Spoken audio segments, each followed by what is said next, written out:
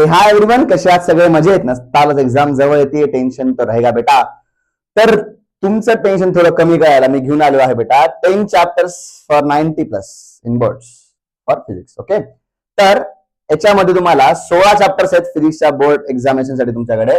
त्यापैकी तुम्हाला फक्त 10 चॅप्टर करायचे. फक्त म्हणजे फार छोटा वर्ड वाटतोय, पण आहेत, अवघड आहे पण डुएबल आहे. ठीक आहे, याच्यामध्ये तुमचे पहिले 6 चॅप्टर अतिशय सोपे आहेत. तर तुम्ही JEE किंवा सीईटीचा अभ्यास बऱ्यापैकी केला असेल तर तुम्हाला फार इझी जाणार ते. ठीक आहे, आणि जरी इझी जात नसतील तर टेन्शन घेऊ नका. मी बोर्ड सिरीज सुरू करतोय उद्यापासून. Every day 1 chapter will be finished. तुमच्याकडे आहे 17 तारखेपर्यंत वेळ, आपल्याकडे वेळ आहे. So we will be covering all 10 chapters in this series. Okay, so तर सगळ्यात पहिला चॅप्टर जो आहे, ज्याची सगळ्यांना भीती वाटते, रोटेशनल डायनामिक्स. येस, डेंजर आहे but not for boards. Okay, एकदम सोपा आहे. प्रूफ तुम्हाला जर फोर्सेस बॅलन्स करता आले, मोमेंट ऑफ इनर्शियाचे थेरम कळले, it will be very very easy chapter. You can finish within 3 to 4 hours. एका दिवसाचा चॅप्टर हा इझिली कम्प्लीट होतो.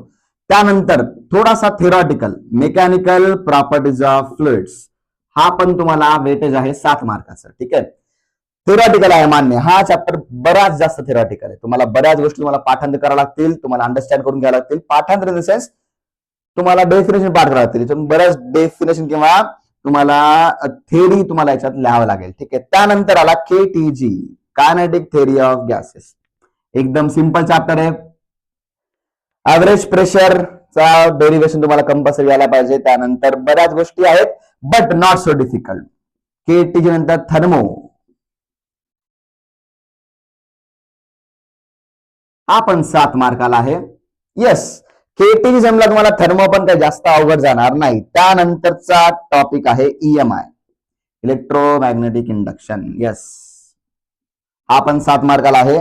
आणि त्यानंतर शेवटचा तुमचा राहिला टॉपिक हा वेव्ह ऑप्टिक्सचा. शेवटचा इन द सेन्स शेवटचा का म्हणतोय, कारण हे 6 चॅप्टर्स आहेत 7 मार्काचे. Okay, so this chapters will give you how many 7 6 42 marks. Okay, त्यानंतर नेक्स्ट चॅप्टर तुमचा, उसके बाद डुएबल चॅप्टर जो तुमचा आहे, त्याच्यामध्ये तुमचा आला ऑसिलेशन्स. याला 6 मार्क आहे, सॉरी याला 5 मार्क आहेत विथ ऑप्शन्स. त्यानंतर याचाच भाऊ सुपर पोझिशन ऑफ वेव्ह, याला आहेत 6 मार्क. सोबतचा चॅप्टर करंट इलेक्ट्रिसिटी,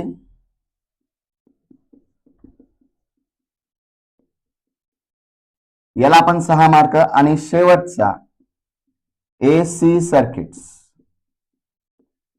याला पण आले 6 मार्क. बघा रे, टोटल काय झाले आपल्याकडे, 7 सेकंड 42, 42 5 47, 47 आणि 18, किती झाले बेटा? 65. सो इन टोटल तुमच्याकडे आहेत 65 मार्क. किती पैकी बेटा? 70 पैकी. चला ठीक आहे, तर सर तुम्ही 90 प्लस काय म्हणले? तुमचं नशीब खराब असेल तर बेटा, ज्या ऑप्शन्स मध्ये तुम्हाला समजा आणि 5 पैकी तुम्हाला आणि 3 लायचे असतील, त्यामध्ये 5 क्वेश्चन तुमचे याच चॅप्टर मधले आले. सो मे बी काही क्वेश्चन तुमचे गळतील याच्यात. ठीक आहे, so that's I am saying 70 पैकी 65, कारण तुमचा पेपर असतो 98 मार्क्सचा.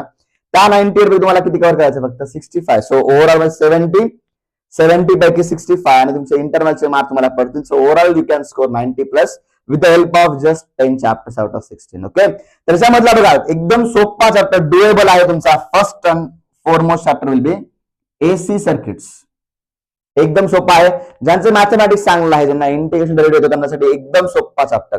त्यानंतर करंट इलेक्ट्रिसिटी, जर तुम्ही JEE किंवा नीट साठी प्रिपेअर करत असताल तर तुमच्यासाठी फार मोठा आहे, कारण याच्यामध्ये 11वीचा पण एक चॅप्टर आहे आणि 12वीचा चॅप्टर आहे. पण 12वी सिलेबस एकदम सोपा आहे. Starting from किर्चॉफचा current law, voltage law, त्यानंतर मीटर ब्रिजचे ऍप्लिकेशन्स, पोटेन्शियोमीटर आणि chapter finish. Okay, it's very easy chapter. त्यानंतरचा नेक्स्ट सोपा चॅप्टर आहे तुमचा ऑसिलेशन.